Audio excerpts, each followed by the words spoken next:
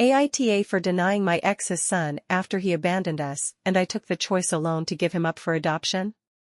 Update. This is probably the one and only update I'll be doing.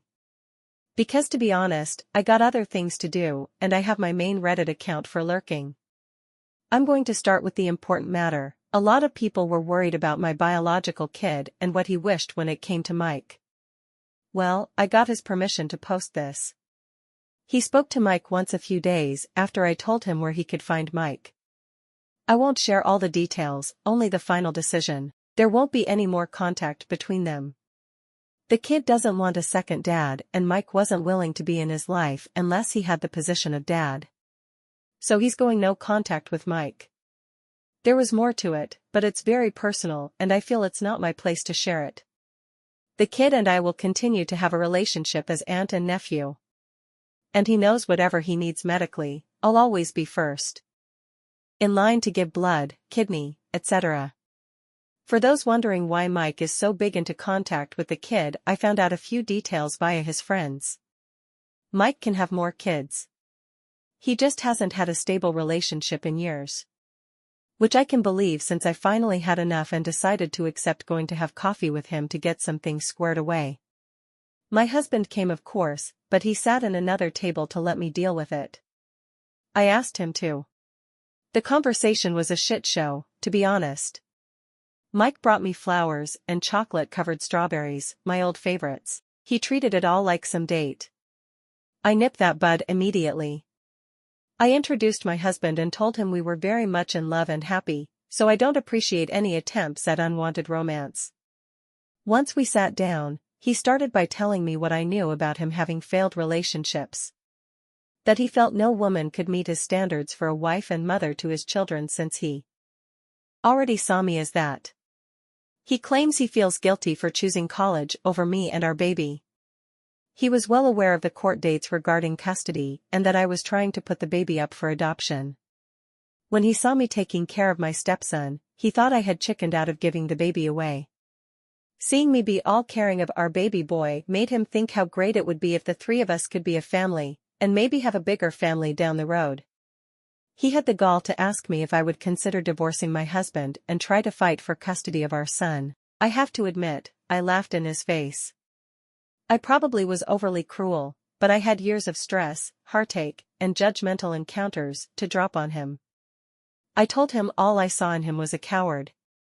A coward that instead of staying to make adult decisions, decided to run with help of mommy and daddy. That any love I had for him died the day I had to push out a full human being, and instead of knowing I had support from him, there was a big empty spot where the dad was supposed to be. That I almost ruined my life and had to throw away prom, senior pictures, and even graduation, because I was far too pregnant to party, appear on the yearbook or walk into stage to get my diploma. He got to party and enjoy life while I had to fight tooth and nail for an inch of respect, yet we both had unprotected sex. The only difference is his D**ck wasn't big enough to pop a baby out or satisfy a woman to begin with. That was a bit mean, but not sorry. After I calmed down, I simply told him I had a happy life with a man that loves me. Great stepkids that are the greatest gift. A best friend who lets me be a stepmom to her children. A nephew who I adore and who, despite our history as biological mother and child, he still loves me as his special aunt rather than hate me. My family is perfect. Because he's not part of it and I have no intentions to live in his fantasy. And that I can't wait to get pregnant with my husband's child to add to that perfection. I also told him to leave our biological kid alone. He has made his choice, and it is up to him if he ever reaches out for Mike. And also let him know I would be making a formal complaint to his hospital for his harassment. Good thing my husband took screenshots, because by the time we got home, Mike had deleted all the posts. A lot of his former friends did repost screenshots making fun of him. The silver line in all of this is that I have reconnected with my high school classmates, and to be honest, they are great people. Seems Mike isn't a handful that stayed in his school hype mindset. It's been about 3 days, and no signs of Mike. My husband did get the biggest ego boost when he overheard me going off on Mike and has been insufferable. In a good way. So, there's mostly good news. Hopefully one of these days, we'll get even more good news since we actually are excited at the idea of having a baby together. AITAH for refusing to pay my sister's rent because she has a right to live in my apartment. So, I, 29M, bought my apartment about 2 years ago. I've worked my ass off to be able to afford this place. It's not a mansion, but it's cozy and I've made it my own. Recently, my sister, 24F, got into some financial trouble after quitting her job because it was too hard on her mental health. Now, instead of finding a new job or seeking help, she has decided that she wants to move into my apartment. She barged in the other day and announced that she should just stay with me for a while because family helps family. I was taken aback. Did she really think I would just open my home to her for free? I told her that if she wants to live here, she needs to pay rent. She screamed at me about how I was being selfish and that family shouldn't charge family. Now, she's gone and told my parents about it, and they are having a full-on meltdown, calling me a monster for not taking her in. My mom insists I should be honored she wants to live with me, and my dad says, it's just rent money, you can afford it. Here's the kicker, she thinks she should live rent-free because we're family and it's our blood. Apparently, I owe her my apartment just because we're related. I mean, since when does being family mean financially supporting someone who refuses to help themselves? So, AITAH for standing my ground and telling her she needs to pay rent like any other tenant. AITAH for not wanting to maintain a bond with my granddaughter after my daughter asked her uncle to walk her down the aisle at her wedding. For context, a month before my daughter married her husband, I filed for divorce from my wife. My wife had emotionally cheated on me for a couple of months, and I couldn't really get over it. Now, while the timing wasn't great, I just did not want to be with my wife anymore, and I did not want to pretend to be happy with her. My wife and I informed our daughter, and we were honest about what happened since our daughter was an adult. However, my daughter was devastated, and asked how could I do this to her. Just a month before her wedding, she said her mom clearly regretted what happened, and was desperately trying hard to save the marriage. But my daughter said regardless, she understood my decision to divorce. But why would I do it just a month before her wedding, and the happiest day of her life? The whole thing was a mess. But my daughter did get over the shock after a week or so. But my daughter was really angry with me, and even though I was invited to the wedding, she withdrew the invitation for walking her down the aisle, and she asked her uncle to walk her down the aisle instead. It did really hurt me. But it was also my daughter's special day, so I didn't throw any fuss, and at the end of the day, I was happy for my daughter. She at least did the father-daughter dance with me. However, after the wedding, I gradually distanced myself from my daughter. My daughter understood the reason for it. A year later, my daughter apologized for not asking me to walk her down the aisle. I told her it was okay, and there was no reason to apologize, but there was also no reason for us to have a bond anymore. My daughter thankfully understood my decision. It hurt me telling all these things because my daughter looked really sad, but it was time I put myself first. A few months ago, my daughter gave birth to her first baby, and over the past couple of months, my daughter has been calling a lot and apologizing and crying because she really wants her daughter to have a bond with me. But the truth is I just don't care. I feel emotionally detached, and at this stage in my life, I don't want to put effort into someone who betrayed me so badly. AITAH for telling my sister-in-law that her boyfriend needs to move out of the house. Well, I haven't told my wife and her sister yet that the sister's boyfriend needs to move out. I want to cross my T's and dot my I's, legally speaking, first. Nonetheless, here is the situation. I, 40M, bought a house with my wife while I was living overseas. My wife allowed her sister, 2 kids, and the sister's boyfriend to move into the house with her, since I wasn't living there. The boyfriend, 30M, quickly claimed the garage and made it his man cave. My wife didn't care, as she never went to the garage. When I say he made it his man cave, I mean that he stays down there all day and often sleeps there. He will come out to go to work, unless he has been laid off, go to the bathroom, and raid the refrigerator since he doesn't eat meals with the family. After being overseas for almost 3 years, I have lived in the house for nearly 2 years now. On my wife's wishes, I have looked into buying a second home. That way, they could rent one of the homes from us, which would also provide me with the space in my own house that I need. While we were looking at houses, I allowed him the garage. It turns out that we can't buy a second house because after agreeing to pay $700 a month in rent, they have consistently fallen short by $200,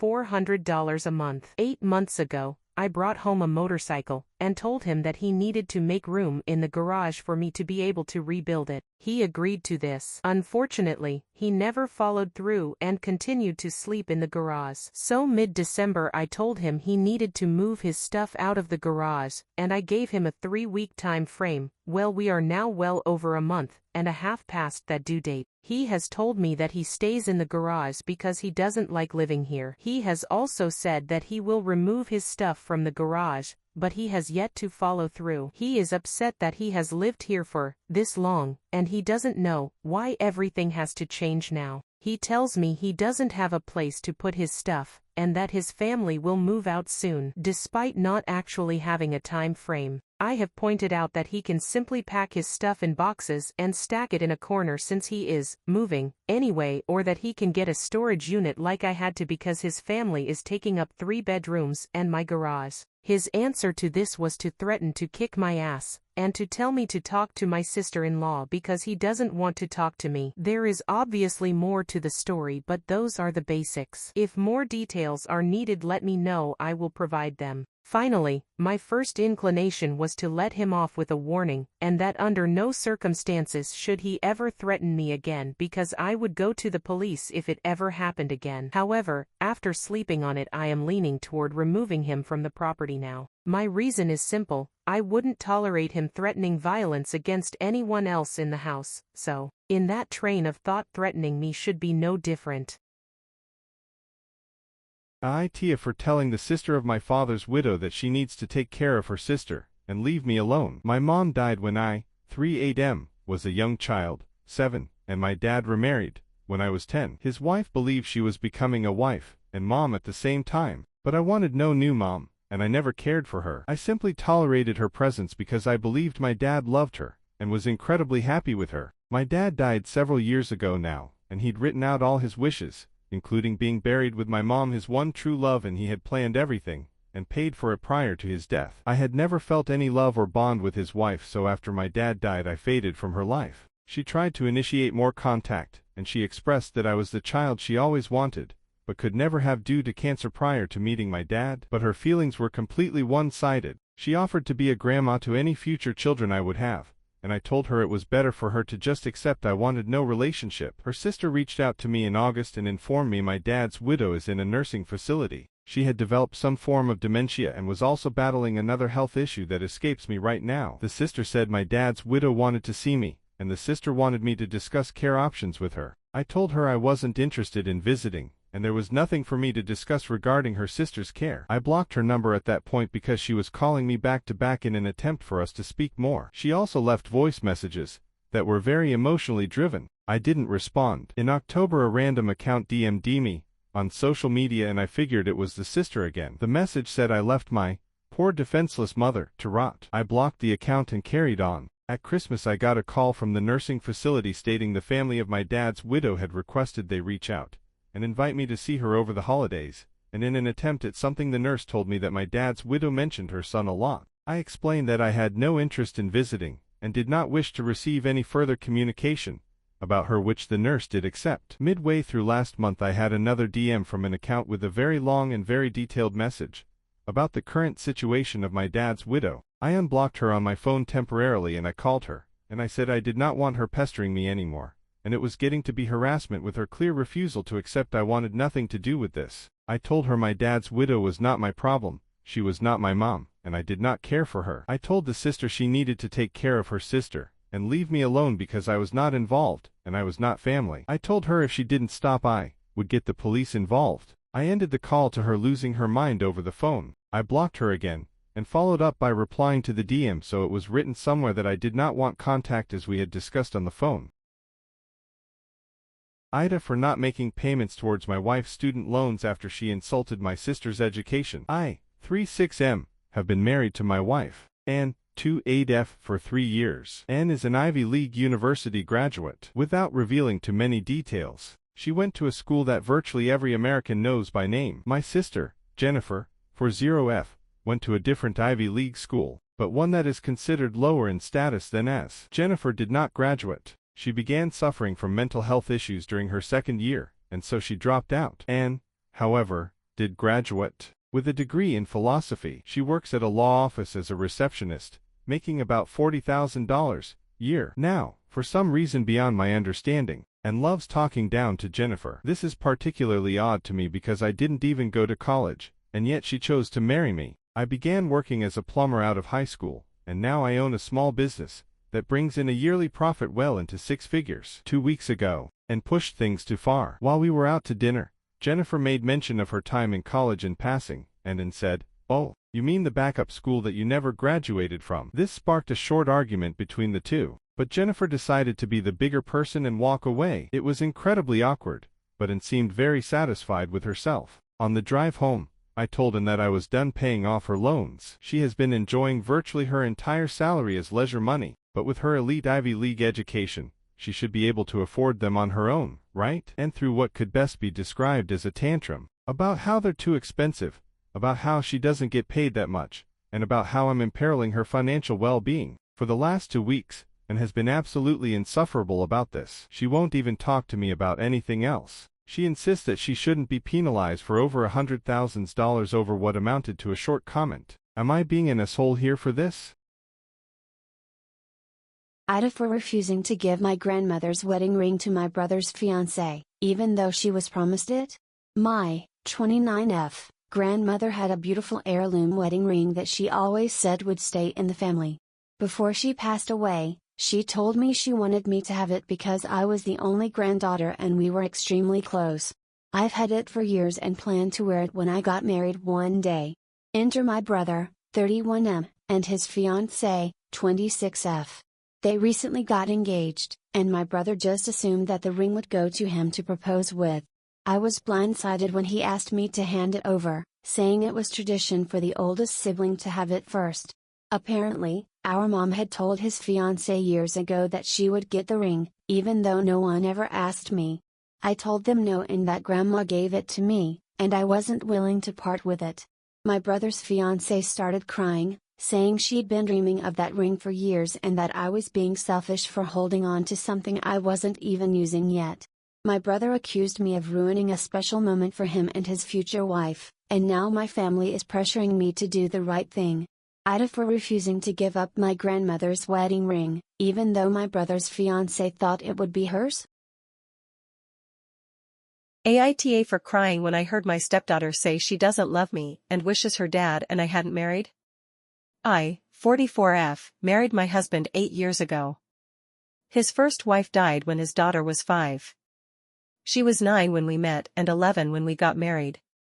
We have what I always considered a pretty good relationship and I love her and she's a good kid and now young adult. I could never have kids of my own and I accepted that. I never expected, suggested or implied I wanted to be her mom. I was happy to be a part of her life and some part of her family. I did think we loved each other, but I learned this was one-sided at Christmas. My husband's extended family planned a few days away after Christmas to spend as a family. We rented a cabin and everyone was under one roof for a few nights. I fell ill halfway through and stayed in bed most of the latter part of the trip. One of those days I woke up from a nap and could hear my stepdaughter and Sil talking and I didn't hear all of it but I did hear her tell her aunt she doesn't love me and really only tolerates that her dad married me because he's happy but she wishes he hadn't married me, or anyone. I turned on the TV to drown out the sound but then I started crying. It made me sad and I won't lie and say it didn't or that it didn't bother me at all. But I was never going to bring it up. Then Sil checked on me after a while and found me crying. She realized I must have heard some of it and told me I should never have listened and that crying wouldn't solve anything. Then she told me not to start any trouble based on what I heard. I said I wasn't going to, but I just needed to let it out. I didn't bring it up again and I was happy to let it go. But my Sil brought it up again and she told me I could feel a certain way. But at my age and given my stepdaughter's loss, I shouldn't have made it about me by crying. She told me she hoped I wasn't planning to get my husband to go after my stepdaughter. I told her I never said a word to my husband.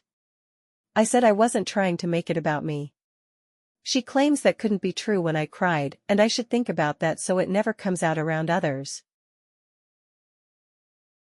AITAH for not checking up on my mom while she's been in hospital. Using a throwaway as I don't want this connected to my main. My 23F, mom, 49F, went to the hospital on Tuesday evening, due to a large spot on the back of her thigh. She went to the hospital as the spot was extremely painful and she had problems sitting due to it. To give context on the spot, the main spot area was probably about the length and size of a grape, and the white head of the spot was slightly smaller than a raisin. She went to the hospital to have it drained. Due to the size, she didn't end up getting seen on Tuesday and they sent her home early Wednesday morning, about 3 a.m. She was then called back to the hospital on Wednesday at 8:30 a.m. and has been there since. She hasn't called or texted me at all during this time. The only reason I know she went back to the hospital was because my aunt told me. When I got home from work on Wednesday, I called her twice, but she didn't answer. I then spent the rest of the evening with my siblings, making sure they do homework, and taking us to my aunt's for dinner. There's 4 of them,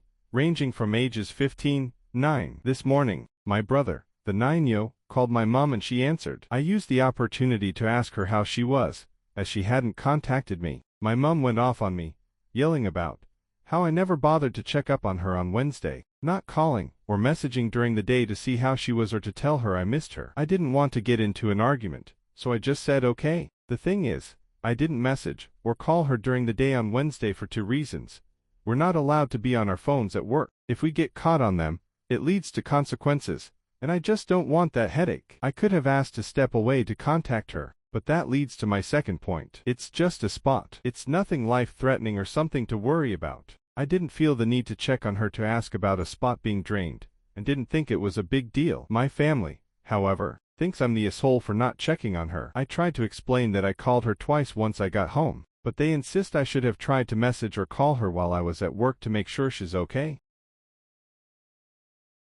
AITAH for not wanting to go on trips with my GF and her mom. English isn't my first language, so sorry in advance. My 24M, GF, 23F, has a kind of a toxic relationship with her mom. Her mom is divorced cause her dad cheated on her, and since then, for the things she has told me, she divorced like 3/4 years ago, and we've been together for 1.5 years. My GF stepped up as a kind of husband. She takes care of most household things, like bills, furniture, appliances. She drops her at her job, and she even goes to pick her up. The thing here is that my GF wants to take her on our trips, and I'm afraid she wants to take her on our life too. We had our first trip last year, my first solo vacation ever, and her mom went with us.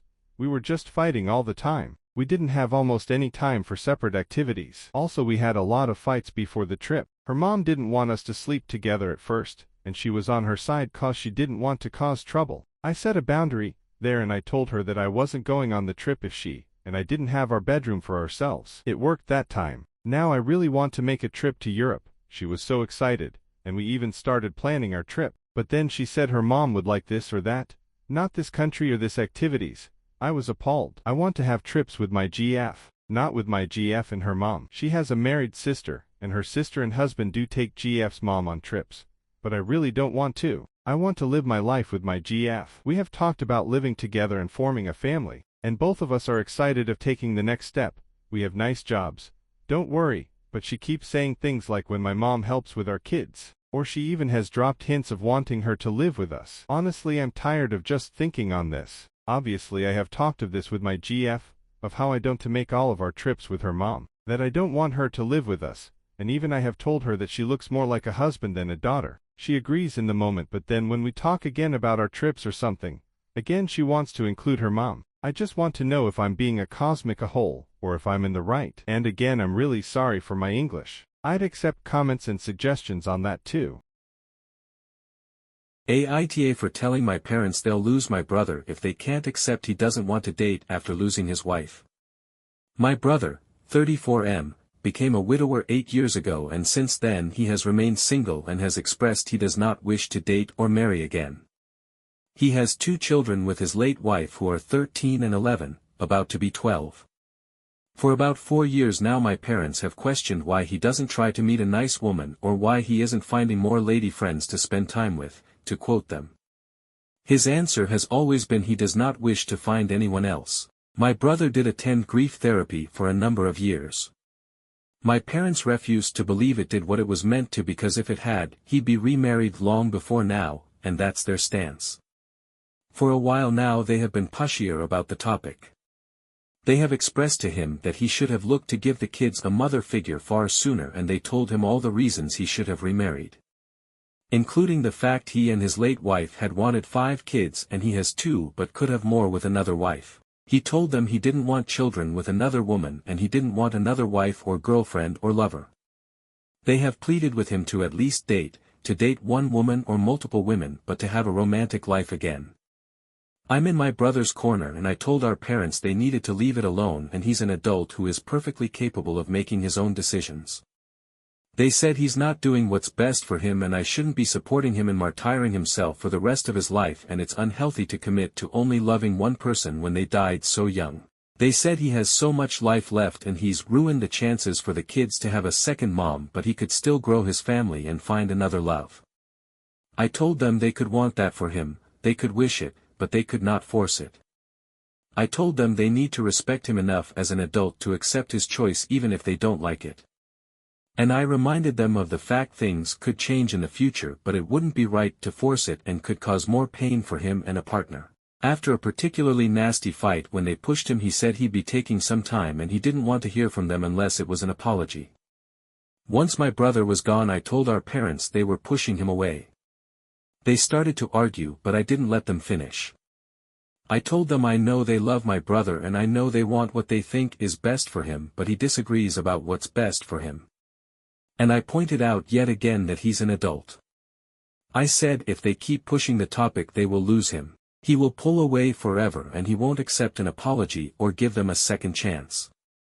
He will shut the door and refuse to see them because they will not let it go. I told them he tries to change the topic so it doesn't end in a fight, but they always bring it back. That he has tried walking away but they follow. I told them the next logical step is he'll stop speaking to them, and I asked them if that was really what they want. My parents said the way I framed things made it sound as though I wanted him to stop speaking to them. They said it sounded like I'd encourage it. And they said it doesn't allow for their love and concern for him being alone. AITAH for slapping my brother after he gave away the money he promised me to his wife. My brother is 27M and I am 20F. I don't want to sound entitled, but I am entitled to the money he promised me. Our parents had funded his business and he promised to give me money for my higher education, and I can't even ask my parents cause they don't have money, but my brother does. A few days ago, I went to my brother and told him that I need money for my education and I need him to pay fee and help me a bit with other expenses. He said he can't cause he used all his money to fund his wife's new business, and he asked me to wait a while. I told him that I can't wait, it's going to cost me a whole year, and he said he can't help right now. I lost my cool cause my parents gave all their money to my brother and I didn't have a problem with it. We were wishing that he would become successful and help us, and he promised to help me find my education. I told him that he promised me, and it's not just his money, it's mine as well, and we all trusted him, but now he is betraying me. And you don't have money? You should have saved up for me. I am your sister, but you compromised my education, betrayed me, and our parents. He still said he doesn't have money. He invested all he had in his wife's business. I got so angry I slapped him and said that I don't need his help anymore and consider me dead. He can keep being his wife's slave and do her bidding. He grabbed my hand and tried to stop and talk to me, but I didn't listen to him and I left. I no longer care about my brother. TBHFK him. I thought it was his love that he cared so much about his wife, but now I know he's being used. But I am so stressed about my future, I don't know what to do, and deep down I still care for my brother. He used to help me so much, and now I am wondering what happened to him. AITAH for informing the higher-ups of misconduct in the workplace. I am for 0. Work as a security guard in my local area. A few months back I worked at the site for an Avis car rental site. It was a 24/7 site that always had 2 guards, 1 at front desk, 1 patrolling the parking lot, all the time. I worked the late shift, 4 p.m. 1 to midnight, Fremont, with the second in command for the site, We'll call her Sarah. Sarah was the one who was ranked just below our initial boss. She was a real stickler for the rules, which is fine. I always followed the rules and regulations, so there were issues there. My issue is that literally every day she would show up to work 30 minutes late. I worked there for 9 months and every day she was 30 minutes late. Also every day, I would take my mandatory 30 minutes lunch, dinner break. Anytime I would go to clock out for my break even a minute earlier, Sarah would notice and tell me it isn't time yet. But there were times when she would take her 30 minutes break, but not come back for a whole hour, sometimes longer. The other security officers who work there have worked with her, and are rather irritated at her constantly lateness, and they have all gone to the boss about her, and all he has ever done is act surprised, tell them he'll talk to her, but nothing else happens. Jump towards the end of my time there. On Friday, 2 hours before I'm supposed to go in for work, my boss suddenly texts me saying to not come into work. When I went to ask him what the reasoning was for it, he just asked me to contact the district manager. I was unable to reach the district manager all weekend, and since my boss did not give me a reason, I was stressed out the entire weekend, wondering if I had been fired or transferred. I still do not know what had happened to cause it, but I ended up talking to the district manager, and found a different location to work. But while I was talking to the district manager, I had informed him of Sarah coming in late every day, or taking our long breaks instead of the mandatory 30 minutes. He asked me if I had spoken to the boss of this and told him the entire staff has made the boss aware of her tardiness, and yet nothing has been said to her or done to change it. He thanked me for my feedback and said he'll be sure to investigate. So, AITAH for not being social towards my GF's mom after experiencing a tragic loss. My girlfriend and I have been together for over a year now. Until recently, we were living on my family's homestead in Hawaii with my grandparents. However, we lost our home and all our belongings in a fire caused by a kitchen accident. After the fire, we flew to Washington to stay with her mother, as my girlfriend wanted to spend some time with her, while we figured out our next steps. At first, everything was going well. We ate meals together, watched movies in the living room, and settled into a comfortable routine. I had met her mom before when she briefly visited us in Hawaii, but we never had the chance to truly connect one-on-one, as my girlfriend was always present. I've always been more of a reserved, keep-to-myself kind of person, and after everything that happened, it's been even harder for me to put on a happy face and socialize. There are times when I stay in the guest room, because I just don't have the energy to be around others. But I can tell her mom thinks it's rude, or that I'm not making enough of an effort to get to know her. The truth is, losing my home and leaving Hawaii for the first time has taken a huge toll on my mental health. More often than not, I just need time alone to process everything and recharge until I feel like myself again. People assume I'm hiding or being odd for not socializing more, but unless they've experienced losing their home and being separated from their family, they wouldn't understand how isolating it feels. Of course, I try to be present and make a good impression as my girlfriend's boyfriend, but I can't always be at 100%. There are days when the memories of the fire hit me, and all I want to do is lie in bed. After losing everything, I just haven't felt like I can be my best self while living with my girlfriend's mom. AITAH for canceling my work shift and then getting invited out to dinner. So I am 18, am in year 12 at high school and have a very busy timetable, and my schedule is already pretty packed. I was working Wednesday night shifts after school, but I realized Wednesday was my busiest day and I always have heaps of work set after school that is generally due by the next day. And so it came to Wednesday the 4th of February and I had so much work that I wouldn't get done between the time I got home after work and the time I wanted to go to bed to get a good sleep for the next day. And so I canceled my shift the morning of, giving my boss notice that I couldn't come in and explained why and said that I couldn't do any more Wednesday nights, and he completely understood and said it was absolutely fine. I got home that afternoon and started working when my mom, F51, got home from work and said it was okay and understood that I was overwhelmed and had a lot of work to be done. Now it's Thursday night and I've been invited to drinks and dinner next Wednesday night to say farewell to some co-workers of mine at my second job. I told my mom and she went off, abusing me and yelling, saying if I can't work on a Wednesday night because of how busy my schoolwork is, then I can't do anything but schoolwork on a Wednesday night. AITAH. Edit. Just to clarify, my boss and I are great mates, known each other for a long time, and he's always been understanding, and I gave him notice that I cannot work my Wednesday night shifts anymore because I need that afternoon after school to finish schoolwork. And it is not my choice to hold the get-together on the Wednesday evening. I just got the text and it happened to be on the Wednesday. I cannot control that.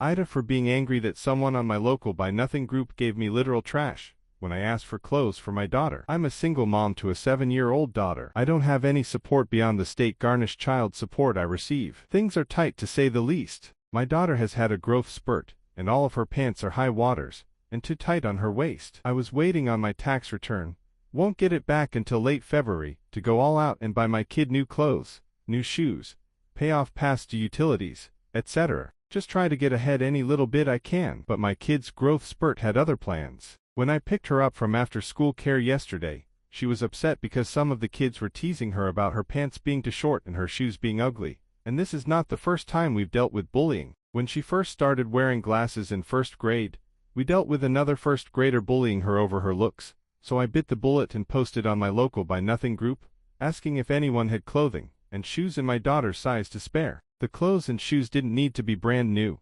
I just needed clothes to tide me over until the tax return hits. One person commented on my post, saying she had clothes that were in the size I needed, just no shoes. I'm like, hey, that's fine because I don't want my kiddo complaining about her ankles being cold, and her sides hurting because her jeans and leggings are cutting into her. I messaged the person, asked where they were so we could arrange for me to pick up the clothes. Person lives almost 30 minutes away, and I'm like, damn, can we meet halfway, or at a public place? No, person can't do that because they don't drive.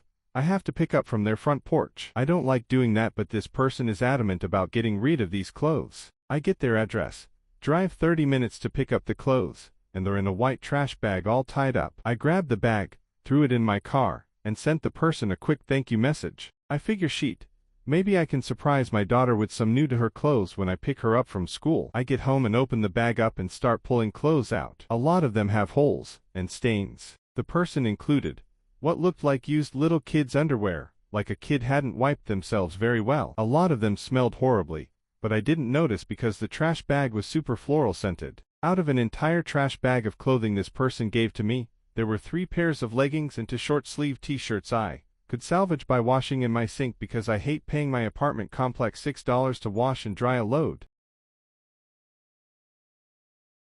AITAH for feeling irritated by my BF seeming lack of support. Hi all, 28F here, currently in school to be an LMT. As part of our program, we were expected to bring a guest with us to the school to do an intake interview, postural evaluation, gait analysis, and then perform an 1.5-hour long massage on our clients. I asked my boyfriend, 30M, if he could come with me this evening as my grandmother had to cancel. He agreed to go with me but was gripping about how it was going to be really awkward getting massaged in front of like 50 people and that he really was looking forward to watching GOT tonight and that I would owe him.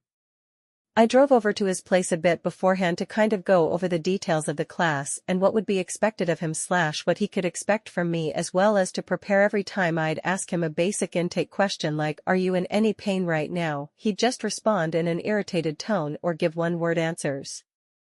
When we finally got to the school, his first question after we sat down was, "So how long are we going to be here again?" As I was doing the massage, he'd start messing with me by pretending his left hand was his right under the sheet or whispering in my ear, "What if I got a boner right now?" Making his legs super heavy when he was supposed to just let me move his legs so I could drape him. The worst was when I was doing energy work. He took the sheet over his head so he looked like a ghost and then pretended to convulse and making ghost sounds. So I just lost all composure and had to stifle my laughter for the last 5 minutes. I get he works a lot and it wasn't an ideal situation and he was just goofing / trying to make me laugh, but I feel like his behavior was low-key embarrassing and put my grade for the assignment at risk.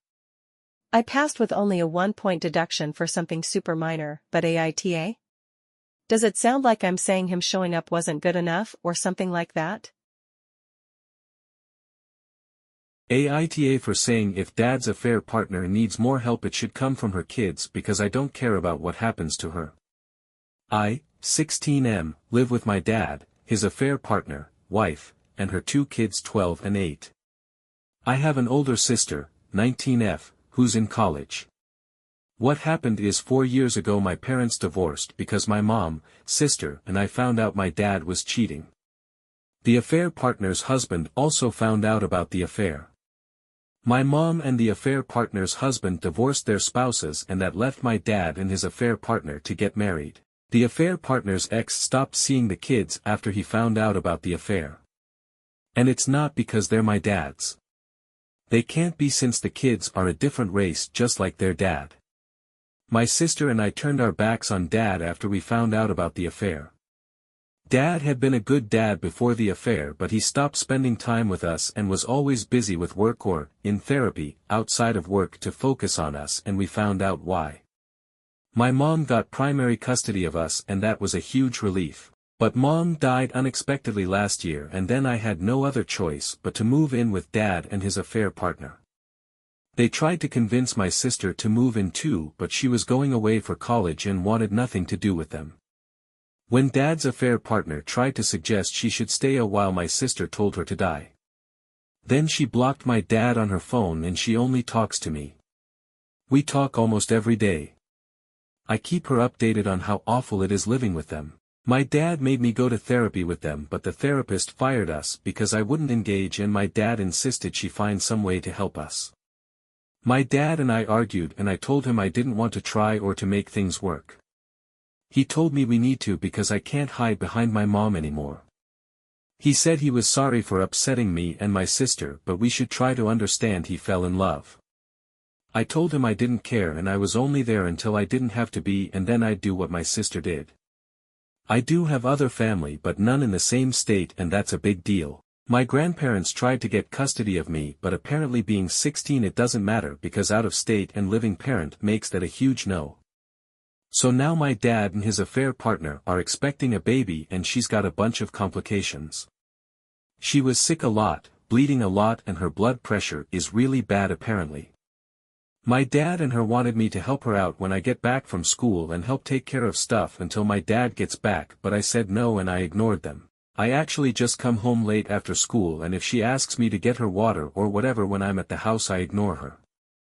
They told me how serious all this stuff is, that she could die and the baby could die, and I need to help because of how serious this is and whatever. I told them they should ask her kids for help because I don't care what happens to her. I said I don't even want to be here and I never want to be here. I said they were sick and they needed to leave me alone because they weren't making a family out of the mess they created. They went nuts about her kids being younger and how I should care for any human life. AITAH for refusing to babysit my sister's kids for several weeks while she is on a baby moon with her boyfriend. My 28F sister Jamie, 38F, has 3 kids, Melanie, 11F, Sarah, 8F, and Carl, 5M, with her ex-husband, whom she divorced 6 months ago due to her cheating, with her current boyfriend, Daniel, 62M. Jamie's kids are absolute brats, and last time they came over, 3 years ago, Melanie smashed a vase and Sarah scribbled on my Uggs with permanent marker. This was when I decided to become child-free. I also decided to distance myself from them, though I do speak to them and we do have occasional family dinners at my aunt's place. Anyways, Jamie and Daniel are expecting a child, a boy, and they decided to go on a baby moon, which will happen in a week, and they are not very wealthy. Jamie spent nearly all of her money on the trip, and Daniel will work double shifts till then and after the baby moon to support both of them, so they did not hire a babysitter. Yesterday, Jamie unexpectedly called me and asked if I could babysit her kids. I said no, as I have been getting a degree online, and I have to fly to where my university is for my graduation ceremony. At first, she tried to persuade me, saying her kids are absolute darlings and I won't even notice they are there. I said that my answer was still the same, and then she went off in a rant and called me all kinds of shit, like that I'm a heartless bitch who can't have a little compassion for her poor, pregnant sister. I told her that if she wants somebody to work for her for free, she can actually get a job and not sleep with men who are literally old enough to be her father in the hopes that they are rich. She hung up, and is now bombarding me with texts, begging me to reconsider. I am beginning to feel a bit guilty. Should I have been nicer to Jamie?